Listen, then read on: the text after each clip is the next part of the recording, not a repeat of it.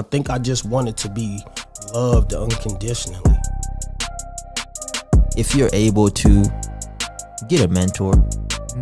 So investing in myself by way of being a lifelong learner. Being high value is a lot of unnecessary things every day. Staying in education and keeping my mind right is how I've overstepped poverty. Not everyone's on your side. Not everyone's fighting your battles. You have to fight those battles. Overstepping poverty. Overstepping poverty. Overstepping poverty. Overstepping poverty. Overstepping poverty. Overstepping poverty. Overstepping poverty. Overstepping poverty. Overstepping poverty. Overstepping poverty. Hello? Yeah, I'm overstepping poverty right now.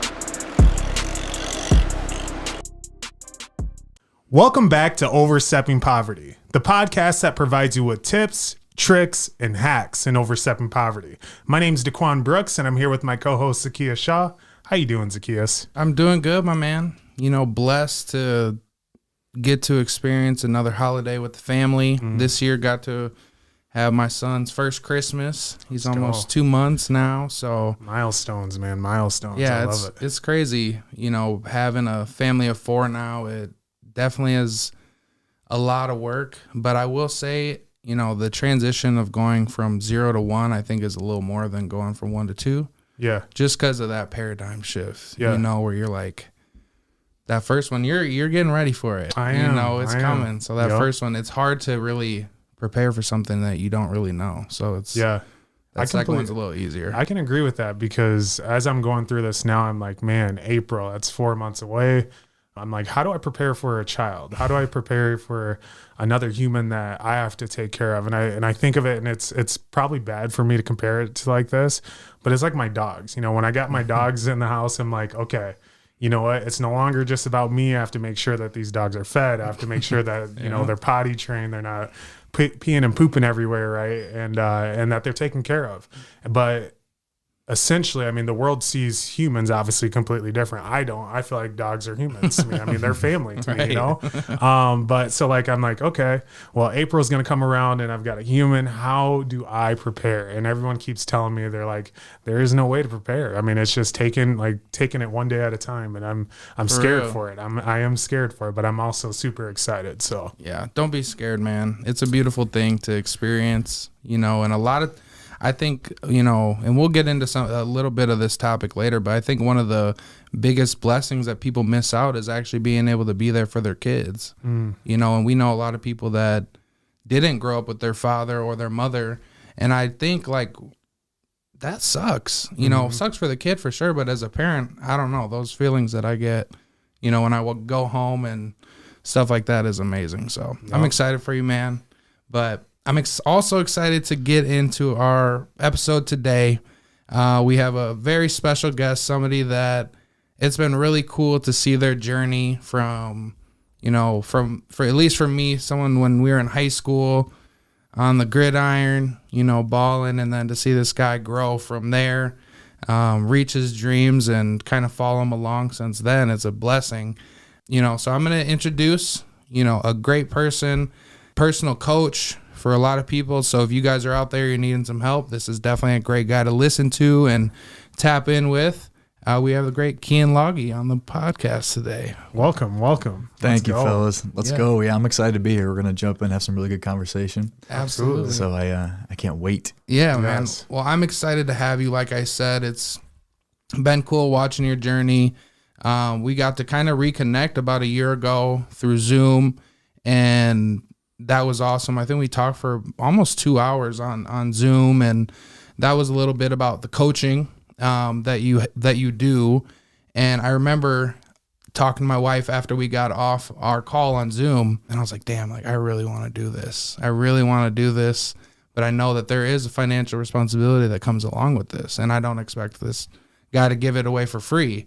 And at that time is actually when Daquan was like, hey, I hope you want to do a podcast, basically, because I already bought all the equipment and we're going all in on this. Love that. Yeah. So that was kind of all at the same time. So to have you here today and get to kind of pick your brain on a few things, listen to your journey, and share that value with our listeners. I'm super excited for that. So again, thanks for coming on. Absolutely. Thank you. And I want to jump right into this here because this has been a long time waiting. Like Zacchaeus said, we've known you for a while. We played high school football with you. We went to the same college, watched you excel as an athlete at University of South Dakota, and more. And I don't want to tell the whole journey here because I want you to tell it. So why don't you get into that for us? Where did the journey begin? Where did you grow up? How was that? How was the living? How was the life? Yeah, so I was born and raised here in Sioux Falls, South Dakota. A kid with a dream to make it to the NFL since I was 10. It was something that I had set out for myself. I had a grandfather who was able to make it all the way there, but ended up not playing due to him wanting to be a doctor and start a family instead. They didn't make very good money back then, and the equipment wasn't very good either, so I think it paid off more for him to take that route. Right. But nevertheless, he got there, which inspired something in me to want to get all the way there too. And so since high school, I was waking up at 5:30 a.m. as a 13-year-old and continued that path of doing that all the way to college and worked my ass off to start as a true freshman in college, which I did not anticipate. I expected to hopefully be able to start maybe my junior year, but I just came in and didn't really care who was in front of me and just did what I did and was able to get to a point where I was able to make it as a starter after the 6th game of the season, my first year as a true freshman. And that's when it really became real to me when a player on the team who had a chance to play in the NFL came to me and said, "Yo, bro, you're going to go to the NFL." And I was like, holy shit. Damn. That's crazy. And it really just set in. I called my mom like, oh my gosh, I've been saying this for so long, but it feels like it's actually coming, like it's actually happening. That's insane. Right. People were noticing. Yeah, exactly. Well, someone that was that caliber noticed, right, for him to say that.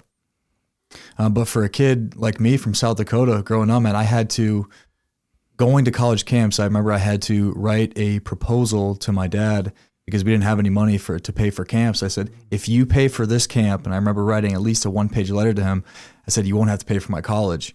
And he ended up doing it. He pulled out another line of credit and paid for it. Wow. And I was able to do that. I was able to make that happen. I think I had to pay like $1,500 or $2,000 my first semester. Then after that, I got bumped up to a full ride, and the rest was history with that. So that's amazing. Had a little bit of that fire under my belt too, to really help my I should say, make my family proud of me in that way. Yeah. But ended up getting all the way to the NFL, and just as fast as I got there, I had it ripped away from me due to a neck injury that I sustained in college that they found was much worse than I thought on an MRI.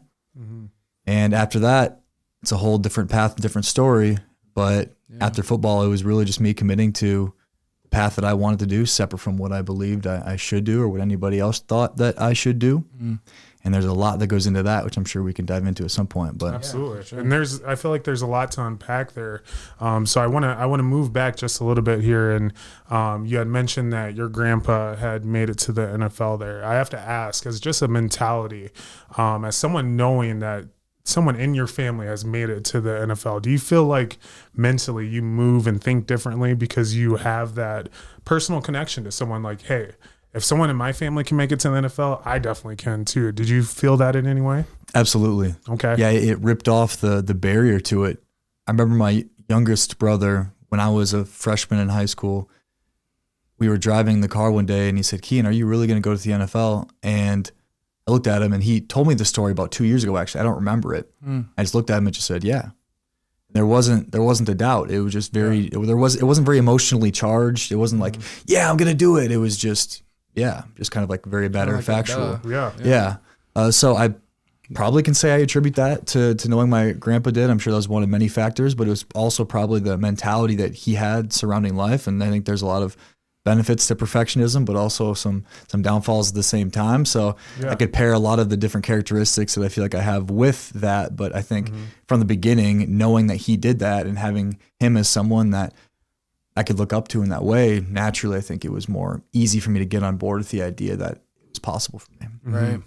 I want to talk about, I was reading one of your articles, actually on your website, go check out KeyenLage.com. You talked about how you were, had this dream since you were 10, reaching your goal, making to the NFL, but at the same time, with all the accolades and all those things, you still didn't feel like it was right. Like you didn't feel fulfilled. Can you talk about that a little bit, actually being able to achieve that goal? And was it the fact of it being ripped away that left you feeling that way, or was it kind of even through college where you're feeling success, you didn't still feel 100% aligned maybe? Yeah. So I remember about 3 hours before I ended up going and getting the MRI where I was told I'd never be able to play again, I was sitting watching practice, and I was being taken around the facility by a few people, and then they all left and it was me alone in the cafeteria watching practice, eating a little bit of food. And that's when all the excitement fizzled away from getting the opportunity to fully do it. And it was just me by myself. And the next voice that came up was the same voice that was always there, which was, all right, time to get back to work. And so that feeling of fulfillment that I thought I was going to feel over an extended period of time just didn't exist. It was the initial excitement, then it was gone. And I'm very grateful that I had the opportunity to experience that at the age of 22, because now I have a perspective of that nothing that I accomplish ever is going to give me a certain level of lasting fulfillment. It just doesn't work like that. But that also doesn't mean that I don't go after things that I want. It just means that as a human, it is important for us to be able to shoot towards bigger and bigger things, because that's just what we do as humans. That's what's going to lead to probably the most fulfillment for the majority of people, is going after something, but recognize that when something is achieved, there's just always going to be another thing. And now that's not a sad thing or a bad thing. That's just the way to look at it. And then I believe that I just continue to do that until I can't do it anymore and I pass away. So it's not that I don't go after what I want at the highest level. It means that I do, but every time I do accomplish something, I just have to recognize that it'll never be about that thing that brings me the fulfillment. So and the question is, well, where's the fulfillment come from? That's what I really decided to dedicate myself to understanding for the last 6 years after having that feeling in the cafeteria that left me a little uneasy. Yeah. Do you feel like you've gotten closer to that feeling of fulfillment since that day? Absolutely. I believe that the destination was going to give me something that I already wasn't experiencing. So there was a couple times in college too, I remember, even in college, where I remember things were going well with girls, grades were going well, I was starting as a true freshman, and I was like, this doesn't feel like how I thought it would after the initial excitement was done. Right.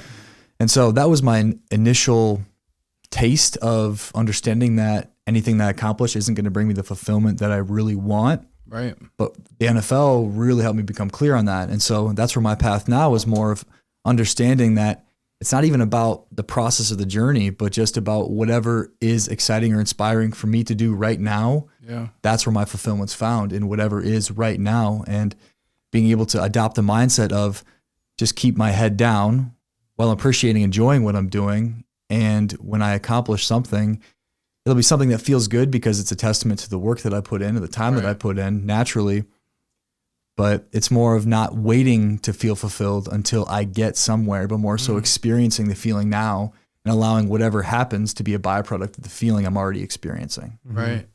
Yeah, which can be difficult, aligning with the feeling before we have it. I think it's one of the hardest parts. I think that's supposed to be one of the laws of life. Once you're able to feel it before it's happened is really where the true power comes from. You know, because once you put it out there into the universe, that law of attraction is going to bring it closer to you. But you have to feel those things first, and that takes a lot of work to be able to do. That's for sure. Definitely. Absolutely it does. And I feel like that's the difference between so many different successful people. Now I put quote unquote successful because obviously when it comes to success, it's measured by you. It's opinionated, right?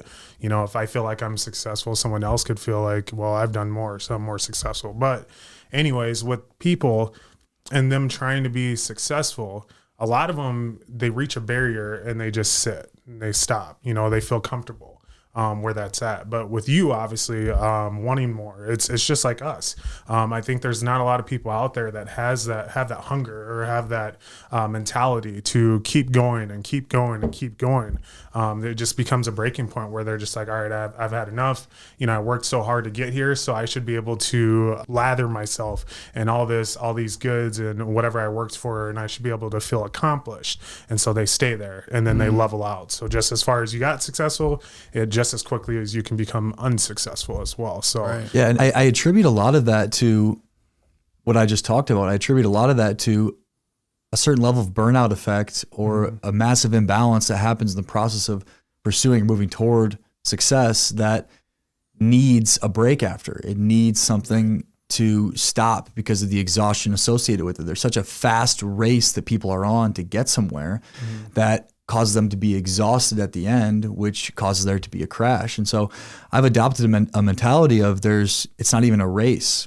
Like I'm really just here appreciating where I'm at and what I'm doing. And as a byproduct, things just seem to happen naturally. So when you can shift your mindset from being one of, I need to go get this as fast as possible to one of, well, where I'm at right now, I'm really just enjoying and appreciating, and what needs to be taken care of right now on a day-to-day basis, instead of obsessing over the future of where we think we need to be, then naturally there won't be that burnout effect, and there'll be more of a positive association with the process of moving towards something.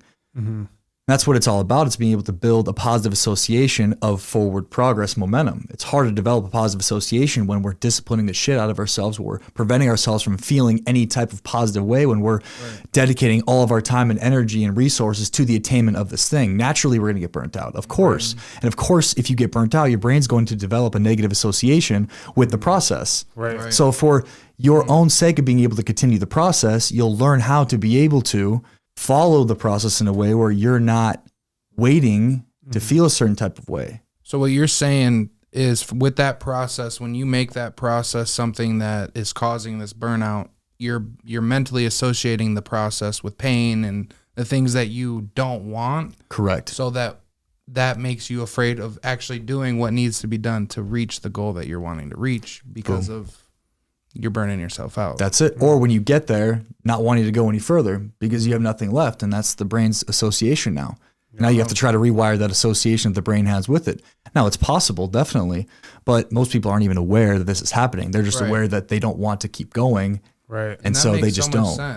That makes so much sense, because especially when you see it in sales a lot, where people will be super successful for X amount of years, maybe one or however long, but when that burnout does hit, it can be hard for them to get that going again, even though they know how to do it. They don't necessarily want to do the things because they don't know how to do it properly or without burning out. So it's definitely a mind thing. How did you get to the point of that? How did you begin to understand that aspect of things? Well, part of the ability to be able to adopt that mindset is recognizing that none of it really matters anyway.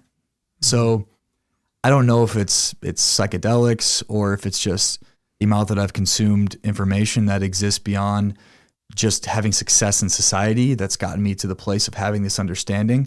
But I really feel that the things that I do and accomplish in the grand scheme of things don't matter. Right. And so if it doesn't matter, then what's the need to incessantly have to move toward what I want? And really how I see it is, it's constantly having a bird's eye view of the game board, not being lost in the maze of life. Yeah. And it takes maybe a certain amount of things that I've gone through to be able to be in this perspective. Like I said, I don't know exactly how I'm able to have the mindset. I could attribute it to many different things, but really what it is being able to have a bird's eye view and not be lost in the maze. Right. It takes a lot of introspection for sure. Which I have done a lot of. Right. For sure. And that's why I'm in a career that allows me to get paid to keep doing more of it. Right. People are paying me to go deeper within myself to understand these complex problems that we experience as humans. And to me, there's no better way to live life. That's what I love. Yeah. So if I can get paid being able to continue to do that and help a lot of people in the process, man, then there's nothing I'd rather be doing. Right. I agree. I love that. And talking about that, getting into coaching and what you do a little bit now, what is something that you see most common amongst the people that come to you and are wanting the coaching, the guidance, the help? Is there a thing that you see mostly across the board, or is it something that's so specific to each person? Well, there's a lot of specificities associated with each person, certainly, but there is also commonalities within those. I think a big commonality right now is the idea of self-sabotage, in that people talk about it a lot being something that causes someone to not move toward what they want. And it's demonstrating behavior that is inflicting pain upon the self, Right. But I think in order for us to be able to move on from that, we have to recognize that most of self-sabotage is a normal human behavior. And I think there's a big stigma surrounding it right now where people are saying, oh, well, I have self-sabotage. And we're making it seem like this big, terrible thing, but it's actually incredibly natural. It's not natural for humans to move beyond our survival. It's not natural for us to continue to advance and think 10, 15 years down the road. For the majority of people, it's not a common thing to do. We're created for survival. And that's the difficult part about the world we live in right now, is that everything's catered toward a long-term vision of the future, but our brains are still way, way back in primitive ways of operating, right, for the most part, with the majority of people. So recognizing that the society that we've created and the sophistication that we've created surrounds society, and all the technology, our brains and our minds aren't created to live in this world. Right. We're not. So Literally. we have to try to hack it. We're literally not created for it. So it's natural that we're having all of these disorders and people sabotaging their relationships in life because we're simply just not created for it. So the buck doesn't stop there, though. Then the better question is, and the $1 million question is, well, if we're not created for it, this is the reality of life. So how do we adopt a mentality or an understanding that allows us to thrive in a world where we're inherently not created for? Mm-hmm. I have to ask because, and I'm going to jump a little bit back here. Now, you didn't mention your family. You know, obviously you mentioned growing up. How many brothers and sisters do you have? Yeah, I'm the oldest of four. Oldest I of have four. two brothers and one sister. Okay, so I have to ask now, jumping back to you as a life coach, I'm assuming you see and you handle situations completely different than, of course, your family members. Have you ever encountered, of course, where you ultimately give your perception of things to a family member that just sees something completely different than you do? And then do you, of course, offer that life coaching to them? No. No, man. No? It's the same thing with my friends. Yeah. It's so funny. I was in a mastermind with some guys, and we all contributed in the mastermind. And then we did an end of the year event where we all went snowboarding in Colorado. And one of the other coaches that were in this mastermind, he asked me a question after. He's like, Keyen, you had an opportunity to pour into this guy that was asking you questions, and you basically just shrugged him off. You were like, not trying to answer his questions. You literally said, I don't feel like answering that right now, and walked away. Yeah. He's like, that's not the perception I had of you with knowing that the work that you do, because I thought you'd take the opportunity and jump right in to try to help him and figure this thing out. And I'm like, well, no, it's a very specific container that I allow that part of myself to be experienced. Outside of that, I'm Keyen the brother, I'm Keyen the son, I'm Keyen the friend.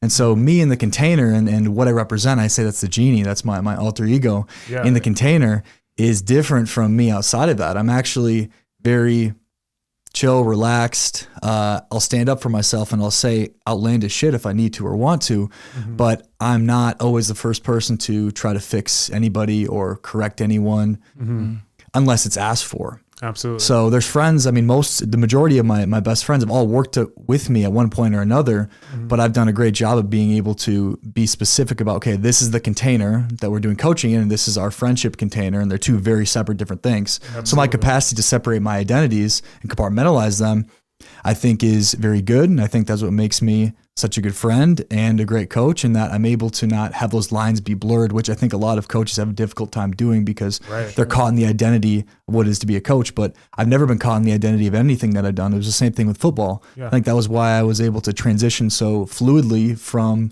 getting the news I never play again to doing what I decided to do next, which was 3 or 4 days later. Yeah. In that I've never allowed whatever I've done to fully define me as a person. Absolutely. And so that's what makes me so good, I think, because I'm able to be detached to some extent, but also has allowed me to continue to prosper in these other areas of life where my coaching doesn't bleed into it. I love that. That's powerful too. And I like what you said when it came to sports, because a lot of times in a lot of communities where they do experience, physical poverty, it's looked at as sports are almost sometimes the only way out. Right. So that once that person or that player doesn't get that college opportunity, then what?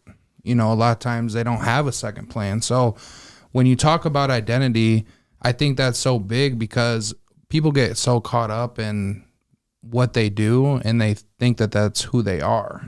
And I think that does make it tough when you don't have those strict boundaries between work and home life or friends and stuff like that, because it really can ruin relationships when you're having these unfair expectations for somebody that's your friend, you know, and you're looking at them as a consumer or something like that. It can be tough. Yeah. Have you experienced that before? Where I can't turn it off? Yeah. Or is that what you're asking? As a salesman, especially when you're just getting into it and you're grinding, I feel like everybody, at least that's what they teach you, you know, everybody is a customer. Right. Essentially. Right. You know, so have you experienced that where it was hard for you to, for one, not take your identity, like what you do for work, as your whole identity? Has that been a challenge for you ever? I'd probably say in the beginning of it, that's just because I was learning sales psychology. I was learning a lot, and I poured a lot of my time and my life into it. So it did take a lot of me. And so you have to be obsessed in the beginning, though. Absolutely. Absolutely. Sure. And but I started to bring that home. And so at some point of times, I was like, gosh, you know, I'm not really liking this because it's traveling with me. And as we all said here, you know, you want to leave work at work and you want to go home and you just want to wind down. And there were some times I just couldn't do that. But after you really learn to master it and you become professional at it, like you said, you're able to block it off. And you're able to, once you leave and you take a step outside of work, it's no longer Daquan the salesman. It's Daquan the husband, Daquan the brother, you know, as you had mentioned. But yeah, I mean, I think it's tough. Like he said, it's tough to really differ between the two. But when you master it, I mean, it just becomes easy and normal. So yeah, definitely. And also I've come to realize that it's a very inefficient method of changing people close to me as well. So I know a lot of people that, especially people that'll get outside of what they've always known and be the black sheep of the family or friend group and go experience something else. They'll want to come back and be like, hey, this is what I experienced. This is what I saw. You have to do this. You have to do that. Like you have to experience this. You have to experience that. And that's just not a very efficient way to get people to change. People change through seeing and feeling something in you that inspires them to want to do something similar. So I think there's a certain level of embodiment or understanding that I have, knowing that the best way for me to be able to positively influence people around me isn't through trying to consciously change them, but by becoming that which I want them to experience, and then being able to feel me through that process and be inspired to want to experience that as well. And then at that point, it's like, okay, we'll step into my office. There you go. Okay, you want to hear more about it? Well, let's talk. We can talk about that. Are you sure you do? Right. Okay. Well, I guess we can talk about it. Exactly. Yeah. Now, we talked, before we got on here, we were talking a little bit about that Midwest, like humble, right? And I want to get into that. First of all, if we ever looked up, you know, if you go look up the definition of humble, you'll never want to be humble again. Okay. It's like having low self-esteem and not valuing yourself as high as you should. But you talk about it when you coach, and living out in California when we were on our call. And you mentioned something, how in California, a lot of times people will show that they are hard workers and do all these things, but they won't actually put the work in. And people from the Midwest, it's quite opposite. They'll put all the work in, but have a hard time showing that. Can you talk about that? Why is that an issue, first of all, for the people that come from the Midwest? And how can they even start feeling themselves? Yeah, well, I think in general, when you come from a colder climate, there's a certain level of humility that you have to have. When I have to go out and start my car 20 minutes before I have to leave in the morning to make sure that it's heated up to move, and I have to go out and I have to shovel my driveway, and I have to go outside in freezing cold weather, there's not a lot of space to feel excessively cocky or confident because you're being humbled every time you walk outside. Literally. So naturally, I think it's something that will come with being from a colder climate. Okay. Also, I mean, agriculture is the foundation of the Midwest in a lot of ways. And it's not about entertainment, but more about enduring the grueling times and doing hard labor, and not just the nature of the people that live here. So naturally, if you're doing hard labor, you're being humbled every time you're doing it. Yeah. So there's not a lot of space to be like, oh, I'm the fucking man, when I have to go do a bunch of physical labor. Right. So those two things I think are very big contributors to it in general. And, you know, people from the coast, they don't have to endure the cold weathers. They don't have to go outside and start their car early or worry about shoveling. Right. And a lot of it's just about, if you can look a certain way, then you can get the right cloud or get the right exposure, then you can be put up into a position because there's so much opportunity to be able to have more of these white collar type things or experiences. Sure. So everybody's shooting for those things. Different playing field. Exactly. Completely different playing field. So I think as someone from the Midwest, you're incredibly powerful. I was incredibly powerful being able to go out to the coast because people are craving someone of value. Right. People are desiring to actually be seen by someone at a deeper, intimate level. And I think that's something in the Midwest that we have is we have a deeper level of intimacy. Because I think we go deeper for many different reasons. So people love that. They appreciate the kindness that comes from people in the Midwest, but also just the ability to work hard to become somebody of value. Yeah. So if we go out, which is hard for people from the Midwest to do, if we go out and expand, there's limitless opportunity on the coast. Damn. Yeah, I feel like here, if you're one of those people that do try to expand, a lot of times you see family and friends are the ones that can knock you back down to humility as well. When you were, going through college, getting to the league and kind of transitioning through all that, was there any time where you were, I don't want to say feeling sorry for yourself, but was there any times where you were kind of looking at the support around you and felt that they were not receiving it as you would like them to? What was interesting is I feel like I had the opposite effect in a negative way. So I received so much support. Like I would get like 30 tickets every game from my family on both sides of the family and a lot of friends. I didn't receive much of, or if any, oh, you think you can do that? Oh, you think you think you're so good? Yeah. I didn't receive that. I always received support. That's good. Which is kind of odd to me. But in the midst of receiving so much support, it was almost like there was a certain level of golden handcuffs that I had. So because I was receiving so much support, it became more about, well, what can I do to make sure I'm receiving this support? So it felt like I was constricted in a way where I felt obligated now because of so much support that I received to do something that was conducive to receiving that same level of support. Wow. And now football, naturally, coming from the family that I did, I received a lot of love. But if I would have done something outside of the norm or against the grain, I can't imagine I would have received the same amount of love or praise. So for me, regardless of if there actually was pressure or not from them to do something that would allow me to be praised by them, which I would say there wasn't. Yeah. I just felt it internally. Right. And I needed to break out of that space of feeling like I was obligated to do something that would appeal to them or appease them. Yeah. And that's where I give the example all the time. If I wanted to stop being a crackhead, which is being addicted to making sure I was receiving support from the people around me, I had to get out of the crack house. I got to leave the place where I'm from. So kudos to you guys for being able to stay here and stay in that space where you're constantly being bombarded by that pressure in one way or another, and to do your own thing, to start this podcast and really like expand beyond the norm of this place, because it's a lot harder to be in the place and do it. I think, an easier route. It's easier to leave and go put myself into a different environment because there's not those limiting factors right there in my back pocket. And there's a bit of exclusivity with that as well when you're going somewhere else, and just the perception of people here seeing you somewhere and like, damn, like, I mean, all the cool shit you were doing, like, let's be real. I want to hang out with the elephant and do all those cool things that you're doing as well, right? But no, you're right in talking about that. It was something where we've gotten a ton of support from a ton of people, and it's been amazing. And then there's also people, and I think they mean to support, but they'll question still really the people that we have on this podcast and how they do pertain to what we talk about and how they don't. And it's just that limiting mindset, where a lot of people from Sioux Falls that live in Sioux Falls and have never lived somewhere else fail to have any other perspective on what life is like outside of Sioux Falls, and when you get out there and you're living in these bigger cities and these different communities, you're exposed to so many different cultures and foods and just everything that you don't have a choice but to feel uncomfortable at times and kind of get used to things not being the norm. Right. So when you went down to Miami, did you start traveling around before you went to Miami? No, I couldn't. I didn't have any money. No. So can you take us along that journey before we hop into the next part of the episode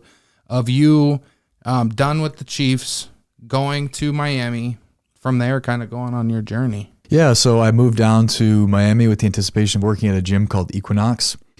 The gym, unfortunately, wasn't able to be open until 2 months after when they said, because it was a new construction development. Okay, yep. So I talked about the story where my buddy and I decided to go be strippers for 2 months to make enough cash to be able to survive that time. I think I went down to Miami with like $5,000 in my pocket, which doesn't get you very far because I anticipated Miami. working right away. Right. Yeah. So we did what we could to make a couple bucks and to do something that also challenged who I believed that I was, which is also very cool for me, I think, at the time. And jumped in at Equinox when it opened. I worked my way up to the top as being the top producer there, but found that I wasn't finding as much fulfillment in showing people how to master their physical external body. I wanted to go deeper into what it looked like at an internal level. So first for me, I felt like the pinnacle of physical success with the body that I had, but I was always gassy and bloated and had heartburn and dealt with fluctuations in energy a lot. So I wanted to figure that part out. So I got obsessed about learning about the internal health side of things and what that looked like. So I was already like 11, 12% body fat, but I dropped like 10, 15 pounds of inflammation. I would say, I did lose muscle, but of inflammation based on the lifestyle changes that I made. I said, well, if I can do this for myself, then I could probably help other people that have different types of inflammatory disorders. So there was a girl that had a disease called Hashimoto's where her thyroid would look like a toad, like her neck was like a toad. It was so inflamed, and she did my protocol, and her doctor told her that if she didn't reduce the size of her thyroid, that she'd have to get surgery and get part of it removed. And she heard through the grapevine that I had a program that helped with inflammatory disorders, which I didn't really know. I just knew what I knew, what worked for me. Right. And I'm like, I suppose you can try it if you want. And she ended up reducing the size of her thyroid by 30% in 3 weeks. Wow. So doctor's like, what did you do? And she's like, well, I did this program that this dude at Equinox told me to do. I'm like, okay, there's something to this. So I decided to grow that and create an actual protocol surrounding it, quit my job at Equinox, invest in a coaching program in money that I didn't have. I think I, at the time, had maybe 13,000 to my name, and I spent $5,000 on a coaching program and had to live in downtown Miami. And I was just starting. As you guys know, whenever you start anything new, it's very difficult to get off the ground. It requires a lot more working than receiving. For sure. Yeah. And ended up quitting at Equinox, took the leap, and wasn't able to live in Miami. So a couple of buddies and I that had just also started a business of theirs, we moved to Colombia. So we decided to live there. Rent was a lot cheaper, food was a lot cheaper, and there's a lot of beautiful women. First of all, going to Colombia, what was your favorite part? Was it the women? I think it was more being able to immerse myself in a different culture where probably 5% of the people spoke broken English. So being able to get lost in a culture that was something so foreign to me, being from South Dakota, really forced me to explore different parts of myself that I didn't know were there, and that honestly couldn't come out unless I was presented with the opportunity for those parts of me to be experienced. And so dating a girl from there, we dated for about a year and a half. Her family was from the barrios, which are like the ghettos of Medellin, Colombia. And her family was from about 2 blocks away from Pablo Escobar, where his family was. Wow. So going up there, none of her family spoke English at all. I went and visited her grandma for her birthday, and her whole family's there, and nobody speaks English. And I'm up here in the barrios of Colombia, and I'm like, what's going on? This is wild. And so just like being able to experience those type of things of a taxi driver not speaking any English and intentionally trying to rip me off and having to navigate that type of situation. So it was more the extreme situations that I'd never experienced before that made me feel so alive. Yeah. Was that a lot of what you were looking for? And as far as did that fulfill you, those experiences? And that's probably what my soul was looking for. Yeah. You know, we have different mental drivers that take us different places or cause us to do different things, but oftentimes the things that we mentally think we're getting into something for aren't necessarily the real reason for it. They're just the thing that gets us to move toward the thing that our soul wants. And so we can justify the decisions that we make all we want, but ultimately at the end of the day, it's just shooting in the dark, I think, because there's a deeper level of desire that I think our souls have to expand and evolve. And the brain's just used as a mechanism to move us in that direction. And so I've come to terms with that a lot, in that I try not to justify my inspirations too much. And I try to just allow myself, being very connected to those inspirations, to not have to overly justify. And I think that's what we tend to do as people. We'll have to come up with all the different reasons why it's good to do. But I more so like to go do the thing that I know my heart's inspired to do, that I think is planted on my heart by God. And I look back and be like, holy shit, that's why I did it. Right. Yeah. Dude, if I couldn't make I couldn't make my journey up. There's no way I could mentally understand why I did all that I did to get me to where I am now. Yeah. Not a fucking chance. Yeah. Not a chance. So I like to look back in hindsight and understand the genius of the desire that God plants on my heart to go do different things, and more so like to sit in awe of it afterward rather than try to understand it before. Yeah. Oh, that's fire. Yeah. Absolutely it is. I do have a question for you. Just through this entire journey of self-fulfillment and finding your true self, what was the hardest thing? Oh man, it still is. The hardest thing is being able to sit into the tension of expanding beyond myself. Mm-hmm. Our minds want to remain in the place they're in to preserve themselves, but to get more, we have to die. We have to be willing to die. Mm-hmm. And I say this every time I have someone new come into the container with me in my coaching. I said, you have to be willing to die. Every time you get on a call with me, you're going to die. Mm-hmm. Like you will die, and it's going to feel like death. Yeah. Everybody wants to have the resurrection, but nobody wants to die. Right. And I think that's the most powerful part about being able to expand beyond who we've been, is being willing and open to dying. And I think death is one of the things that scares the majority of people, which keeps people where they're at, paralyzes people. But if you can develop a positive association with death and dying through going through these experiences that I take people through, that I take myself through, that are not comfortable at all, Mm-hmm. then on the other side of it is the resurrection. And I think that's the beautiful part. You have to be willing to put the cross on your back and go die, be willing to go die, and then trust that you will be born again. And that's what happens over and over again. Rise from the ashes. That's right. it. And when you connect death to that, are you connecting it more to, like, when I think of it as people are so scared to be uncomfortable, right? They strive in comfort because that's how they are. That's how the mind works. So it would be sitting in that discomfort. So it would be recognizing the tension, and what we do generally as people, especially with the access we have to diverting our attention away from the tension, Mm-hmm. which is just getting on our phone right away or jumping to food or whatever it is. Right. Stay in it. Stay in it. Stay in it. Stay in it. So all that tension you're experiencing of doing something different than what you've historically done is just your mind fighting to try to get back to where it was. So if you can stay in that tension though and not identify with it, Mm-hmm. and not have to get out of it, but just stay in it. Stay in it. Do you know what I mean by that tension? Do you guys know what I'm talking about? Absolutely. Yeah. Right. So instead of having to push out of it and do something to get away from it, go into it. Mm-hmm. And so there's experiences I have, man, where I'll receive coaching, or I can do this for myself, but I'll literally crawl up in bed when I'm experiencing that moment of tension associated with expansion of my brain being like, what the fuck are we doing? This isn't who we are. Why are we doing this? This isn't us. Remember, we're not this. This isn't us. What's going on? And I stay in it and I sit in it and I experience it. And there'll be tears. There'll be frustration. There'll be all this different expression, but it's unreal how on the other side of allowing yourself to stick into and stay in the tension of the experience, it gets alchemized. And if you can stay in it long enough, then you can alchemize it into inspiration, and the inspiration pushes you beyond where you've been. But most people don't know how to stay in it long enough to have it be alchemized into something that they can use as fuel. So an example I can give here is guys with jerking off. I don't jerk off. I don't really have the desire anymore because I've trained myself to not do it or want it. And so there, for example, there's a guy I'm working with now. He had a jerking off problem, and he was having a hard time doing what he knew he needed to do. And so in the tension of when the moment comes of needing to go do that, I told him, I said, I want you to sit in the tension of not doing it. Okay. Well, first you have to identify the tension and not fully go into it. You have to identify the feeling that comes up when you feel like you need to go to jerk off. And I say, stop yourself, just stop and stay in the tension. Just sit in it. Don't get out of it. Don't do anything to try to remove yourself from it. Stay in it, stay in it, stay in it. And then on the other side of it will emerge a certain level of peace and inspiration.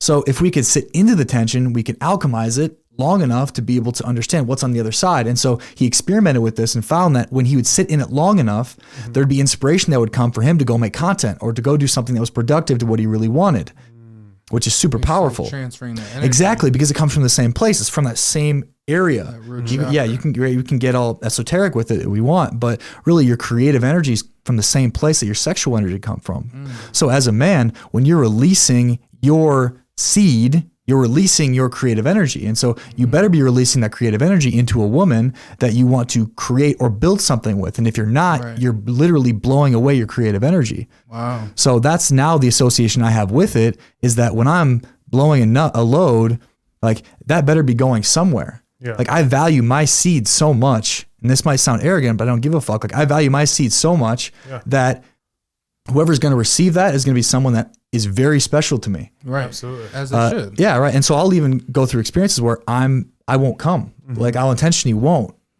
because I understand the value of my seed. And that might sound a little crazy or wild, but you know, it's truth. I like to harness my creative energy instead of having to blow it out. So if you can stay in the tension of not jerking off, just be in it. You can be in it long enough to alchemize it into the creative energy that allows you to step into an inspiration that's really there to serve whatever desire you have on your heart. Wow. Man, that's powerful. That is. It really is. It's like that voice in your head telling you to quit. Oh yeah, quit, just stay in it. And then you stay in it and you're fighting that and you get to the other side. Oh, you just sit there. It's like, fuck. It just hurts. There you go. Yeah. Well, no, that makes a lot of sense though. And I think there's a lot of people that wouldn't even realize that that's happening because it's just a natural response to. Correct. To You just have do to what be we're above thinking. the game. You have to Right. be above it. You can't be lost in it. That's one of the hardest parts. Yeah. A lot of intentionality in all of this stuff. Correct. It is. Dropping gems. So one of the questions that we ask each individual on here, it's with Overstepping Poverty, right? You joined us on our podcast. I think one big reason that we wanted to have you on is because right now what you're doing is you're helping a ton of people around the world overstep poverty. I looked at some of the podcasts that you've been on, some of the people that you've coached. I went on your website and I was reading through these, and you know, each of them, they have an accolade that they shared with you. You know what I'm saying? That you gave to them to place back into the world. And every single one of them, they're like, oh, I worked with Keyen and he was so great and he made me change this. He made me change this. I'm looking at different sales, different people who own businesses, you know, LLCs and stuff. And I'm just looking at all this and I'm like, wow, these are so many different people, but what they needed is someone to help them take that next step. You know, so I just have to ask you, when you hear overstepping poverty, I guess, what is your definition of that? What does it mean to you? Yeah, to me, it's moving beyond the programming, and I can go deeper into that. But our programming or our how we've been taught to live based on our environmental upbringing and different significant events that have happened to us, how our minds have created themselves to be to survive to those events that we've experienced at earlier ages, it's being able to overcome that, the programming. So if we can see our programming, which are literally survival mechanisms that our brains have created to survive different experiences in life, if we can move beyond those and into what it is that we really want, then I think that's the biggest exemplification of overstepping poverty. It's moving beyond our programming. Absolutely. I love that. Man. It is. Gotta change the way that we're thinking. Because a lot of times people don't even know they're thinking the things that they're thinking and why they're thinking. We don't. those things. We don't. I always encounter new different parts of myself that I'm Yeah. like, holy shit. Right. And just Whoa. face it head on. Right? It really Like, does blow your whoa, mind. I've been doing this. Like, this is Right. crazy. Right. Yeah, Well, always. and what I have to ask as well, you know, being on so many podcasts that you have been on, which I thought was pretty impressive, by the way. Thank you. What piqued your interest on wanting to join us on Overstepping Poverty today? You guys are inspiring to me. You guys are pushing yourselves to do and move beyond your programming in regard to what you grew up with and wanting to create something bigger and better for yourselves. And anytime somebody has that inspiration, I want to support because I know what it's like to experience the tension associated with doing that. And there's a respect that I have for people that do that. And so if I can help support in any way people that are moving beyond their programming, knowing the tension that it takes to go through to become that different version of themselves, then I want to do that. And so it excites me to see you guys doing what you're doing and your year anniversary of doing the podcast. Like, dude, how many other people in Sioux Falls are doing this to the level you guys are doing it, right? And you guys are just getting started. You're a year in. Facts, yeah. So that's fucking dope. And I want to be part of that. And I'm happy that and grateful that you guys wanted me to come on. No, we appreciate it, man. We really do. I think a lot of what you do and a lot of things you talk about are kind of the hot topics for a lot of people, but I think they're the ones that are needed to be had. So appreciate you coming on. Yes. Yeah, it's my pleasure. Absolutely. So we want to move into the next part of our episode here, and it's now for you to put us on the hot seat. We've asked plenty of questions, hard questions, deep dived, whatever, into those. So I want you to go ahead and we're going to open the table, open the floor, and you can go ahead and ask us questions here. Excellent. What do you guys hate most about yourself? Ooh, that's a tough question, and I don't think I've ever really been asked about that.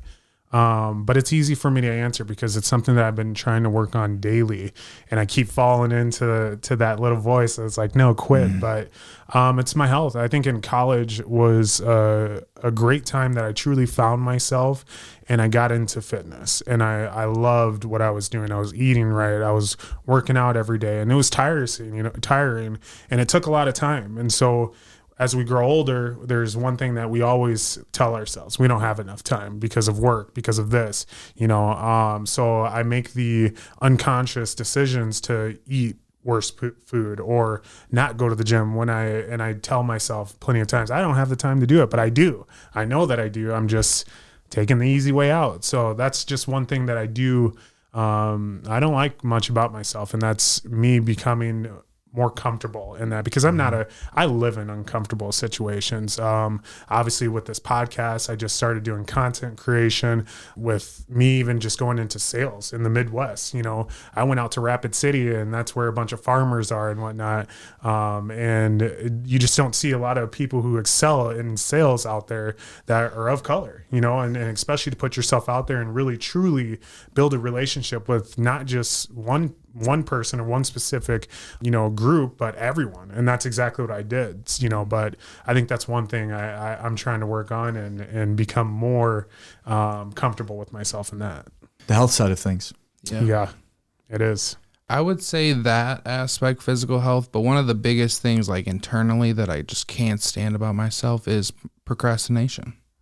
A lot of time, because I know, when I'm in motion, there's so much stuff that gets done, and the needle gets moved so much.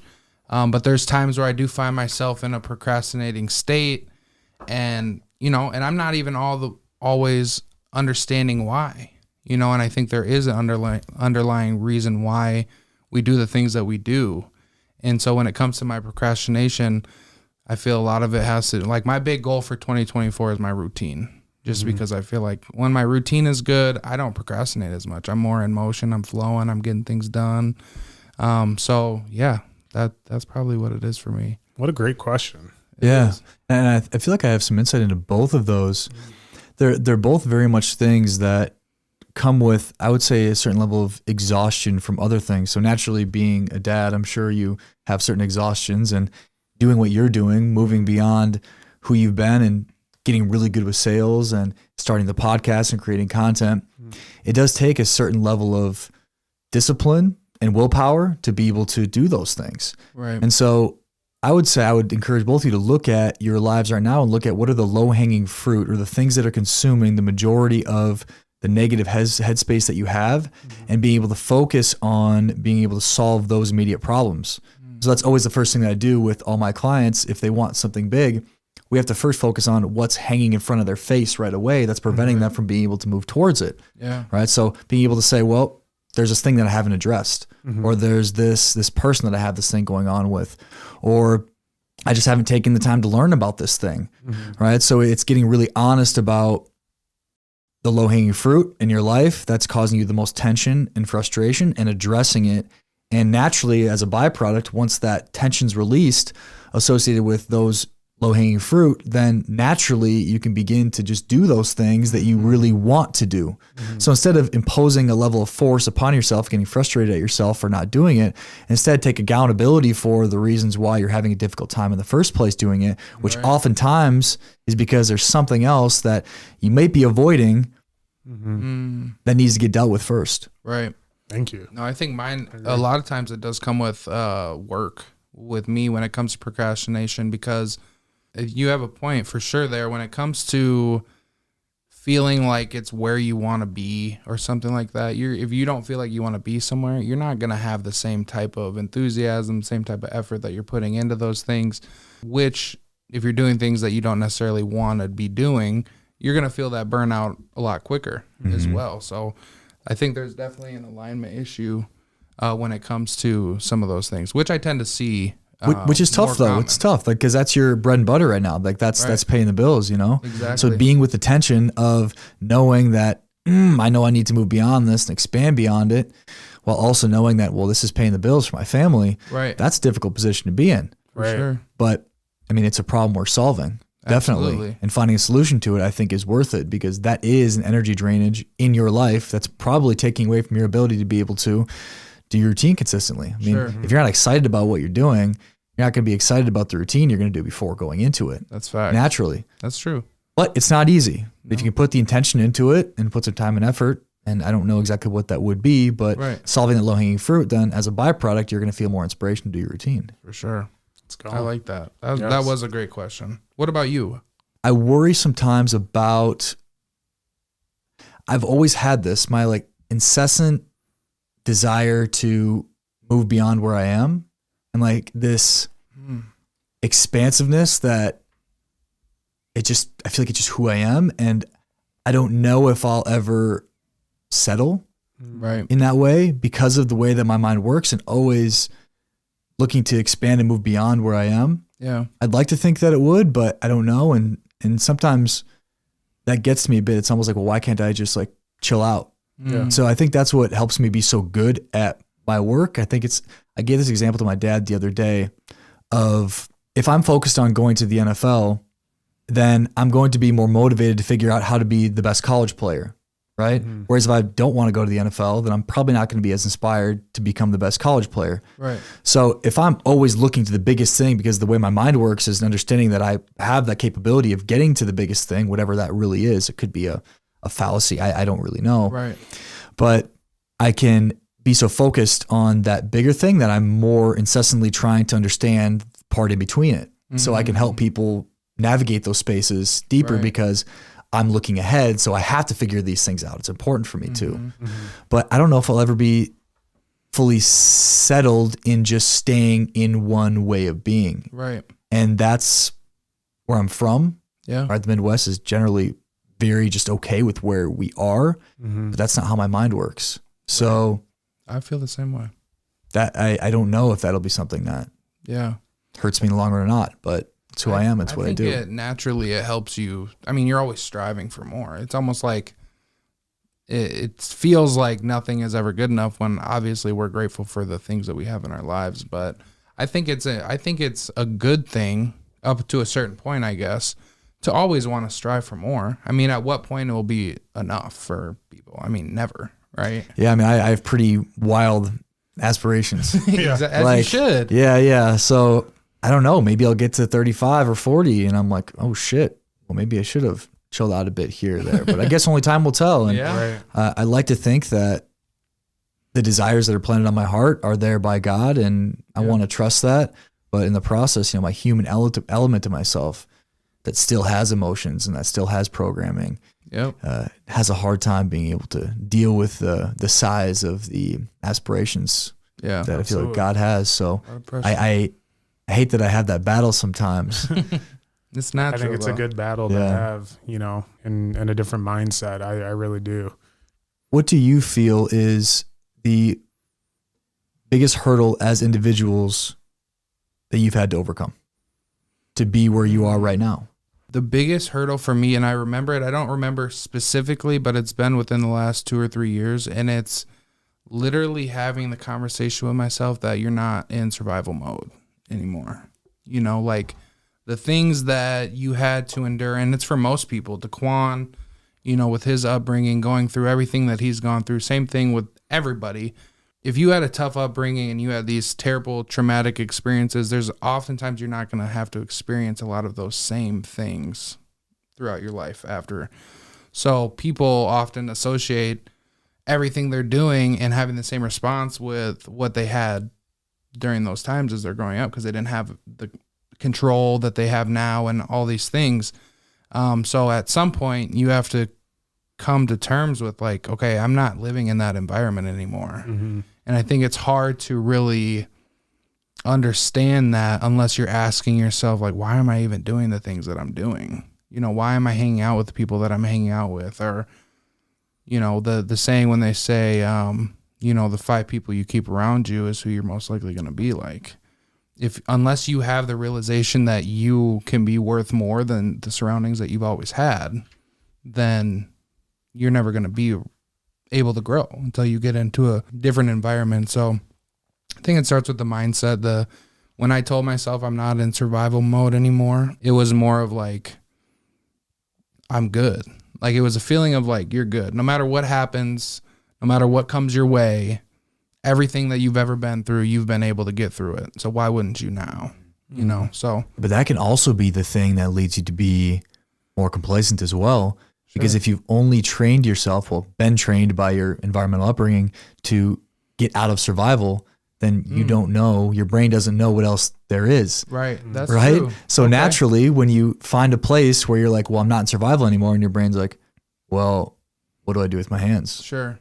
What do we do? Yeah. So then it comes down to, well, what exists beyond that? Right. I think that's where the underdog mentality can be glamorized and glorified, but there's a life beyond the underdog. Right. For and sure. I think and we could maybe at a different time go deep into that, which I think is important to do. But yeah, through your mind, you have to be able to develop a deeper understanding for what you're doing and why you're doing it, and really anchor into that to be able to create that new operating system that your lineage, your family lineage hasn't been able to have. Right. Because you're the one that's doing this. You're the one that's moving beyond where your family's been. And so being able to shift that operating system while understanding that your mind inherently doesn't know what else there is, right, is important to giving yourself grace in the process. When you talk about that underdog spirit, can you talk about that just a little bit? Because when I asked you that, I'm the type of person that, I mean, we're all competitive here, but I'm the type of person that that little thing that somebody said, that's a chip on my shoulder. Or like people leaving me on red. I take those things. I just take these things as like chips on my shoulder, and I almost will create. Sometimes you ask Quan, I feel like I have these conversations with myself where I think this person's like testing us right now. Like I think they're messing with us, or they're doing these things, but I don't know. I feel like you have to have that underdog mentality if you want to push yourself further. What are your thoughts on that? You can, but I think there's an operating system that exists beyond that. Because I think oftentimes what the underdog mentality can do is it can push us down a path that isn't really our path. It can become more about you trying to prove something to someone instead of actually following your path. And so that's why I think it's important to be able to move beyond the underdog mentality while being able to keep the work ethic associated with it. So you don't throw the baby out with the bathwater. Right. You're able to still embody what it is to work hard towards what it is that you want. But the difference is that you're not working hard to prove somebody wrong or to prove something to somebody, but you're working hard to commit to that gift that God has planted on your heart, that path that's most aligned to you. Right. So it's more about the place and reason, the place you're coming from and the reason where you're going. Sure. I like that. It's gonna be difficult. You have to know yourself. No, you do. You have to fucking know yourself. That's what everything is. And if you don't take the time to explore that place of self, you'll continue to operate as the underdog, looking for more people to prove wrong while you're living a life that's not really a life you want to live. Facts. And that's a mindset. Yeah. That's a mindset. It is. It's an awareness. For sure. Yeah. For mine, I guess I wouldn't say I have much like detail to it, but the hurdle I had to really jump was knowing that it's okay to live outside the norm. And I found that in college again, where I would do things where I just wouldn't really care what either my family thought, what society thought. It was more of something that gave me, it filled my cup. And whether it was unnormal or not, it didn't matter to me, and that's exactly like with the podcast. When I jump into anything, I give it 110%. So when I called Zacchaeus the night about the podcast, and everyone has heard the story, but I had all the equipment already ordered. I'm like, I'm doing this no matter what. And I'll go to it. He's a block away. I'll go to his house and I'll bring all the stuff and we'll do it, yes. But, and I knew that I was going to put myself out on the internet, and I was going to give my opinion that other people may not agree with. And that's living outside the norm. And you're going to take a lot of, a lot of feedback that sometimes that you don't want to hear. You're going to have doubters. You're going to also have people who praise you, and you're on a pedestal, and I'm okay with that. And I'm okay with the good and the bad that comes with it. For that, the only thing that I am trying to work on with that is I didn't just put myself on this pedestal. You know what I'm saying? Now my wife is on this pedestal. So when she leaves and she hears about it, I still have to make sure that she's okay mentally and emotionally, because that's a tough thing to really endure, that your husband, he's all over the internet, he's giving his opinion, he's doing this, and then if she ever gets any backlash on it, I'm like, well, listen, we have to talk this through. I need you to be mentally capable and able to handle this situation just like I am. And she is, you know? And so, but yeah, living outside the norm, man, it's tough for people to do because everyone wants to be, again, complacent. Everyone wants to be just float right underneath the water, you know? And I'm not that way. So, so what do you think that is? What do you think gives you that ability to be able to not get debilitated by that? Man, I wish I could just define it to just one thing, you know, but I'd probably say just how I grew up. I mean, there's a lot of things like there was times that I'd take a ride by one of my friends to school or to practice, or I'd show up to their house and I'd ask them for a ride. How many people will do that? You know what I'm saying? How many people will walk down the street as a teenager and ask their friends, hey, can I have a ride? Can I get a ride to school? Can I get a ride to practice? And that's when I know it started. And so what also that helped me with is it helped me with sales, because with football, you had to sell, with the city league, you had to sell these cards to people. And the only way that I could be on the team is if I sold all these cards. And so I'd walk door to door. How many kids, are really going to do that? How many people are going to put yourself in an uncomfortable situation, you know, to really ensure that you reap the benefits? And so I think it all came from that. I think my upbringing and the things that I went through, though it was bad, but I can tell you this, like, it really helped me become the person I am today, you know, and that's where it is there. Absolutely. You put yourself in positions to be rejected. Absolutely. And there's a beauty in that. And you can actually synthetically manufacture those experiences. So you went through those experiences because of your circumstances. You didn't really have much of a choice, right?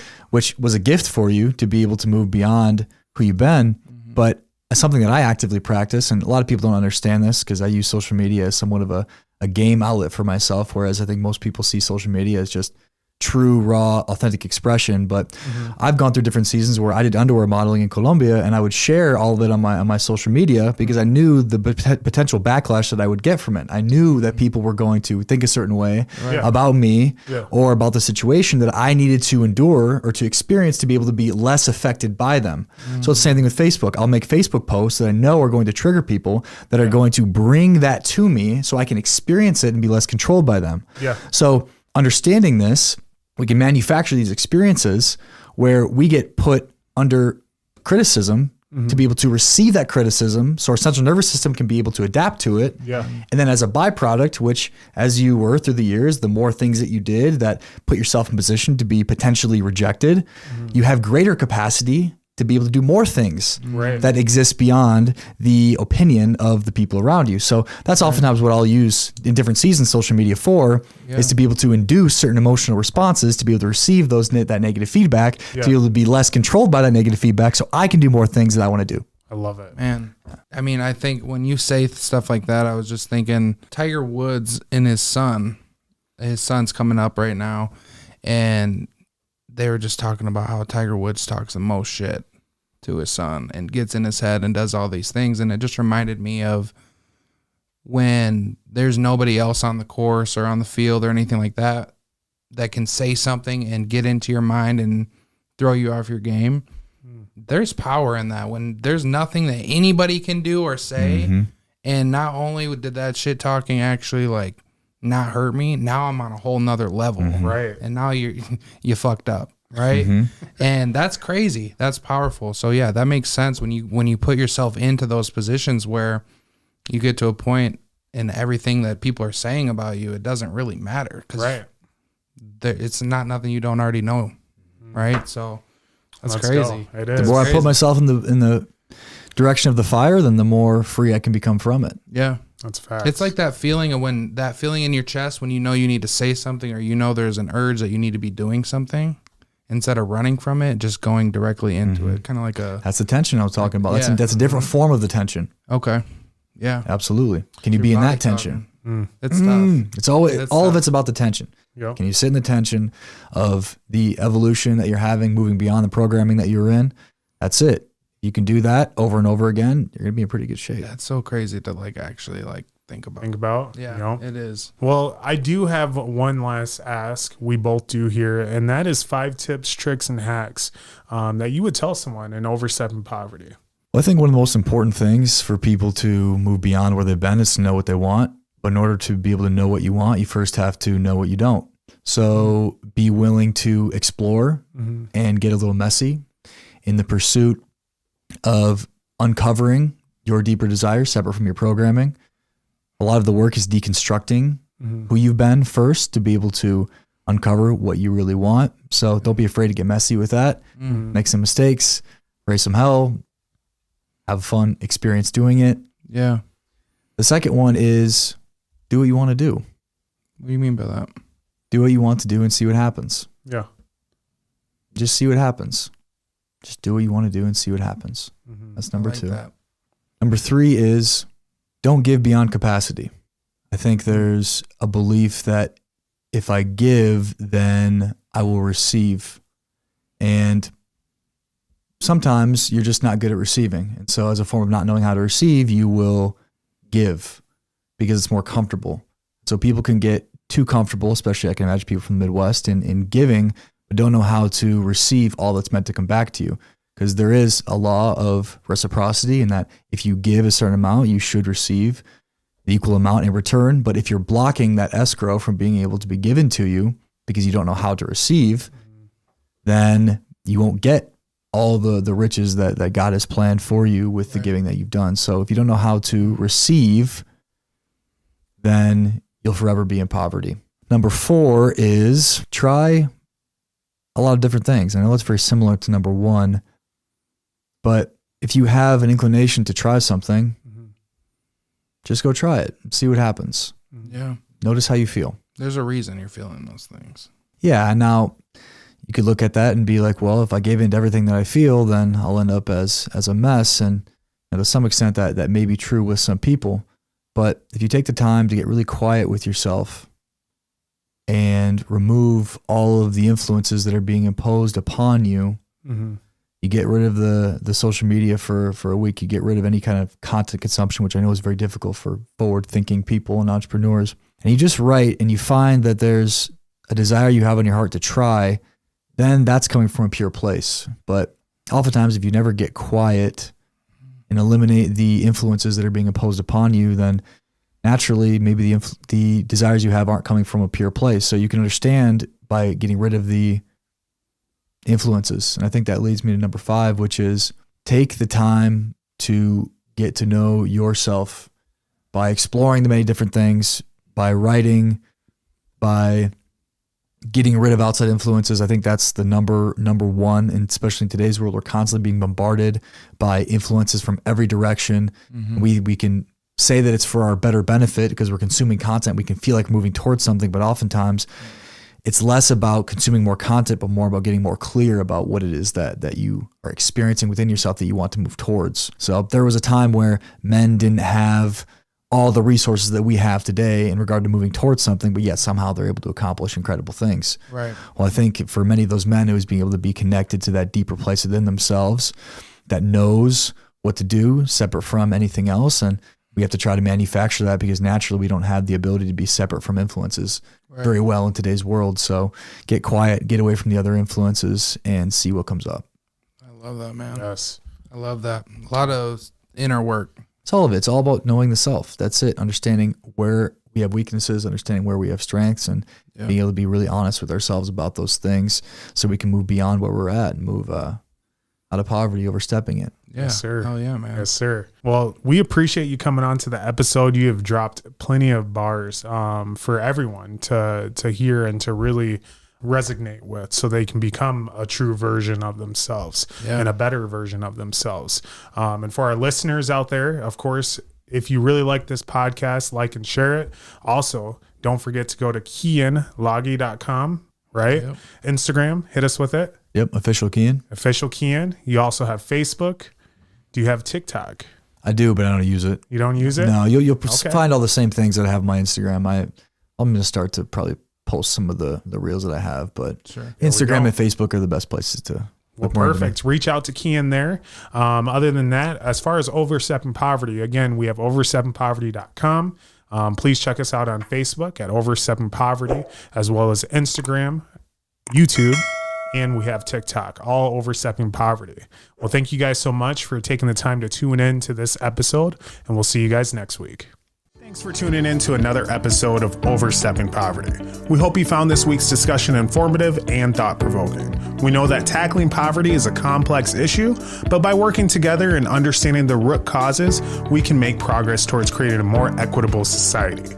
If you enjoyed this episode, please share it with your friends and family, and don't forget to subscribe to our show. Until next time, let's take the next steps in Overstepping Poverty.